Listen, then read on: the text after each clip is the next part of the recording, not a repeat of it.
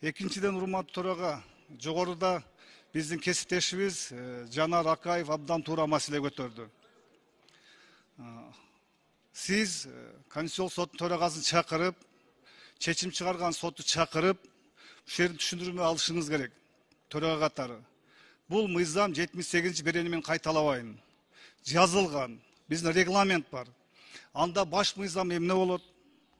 Регламентибиз эмне болот? Алар каалагандай чыгара береби?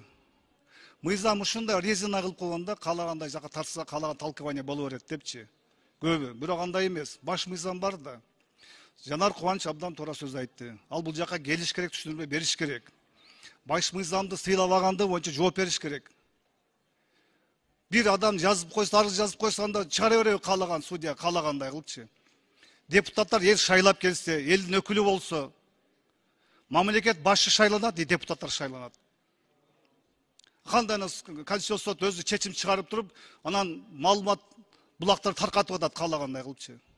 Бул депутаттыктыз, бул сыйлабагандык.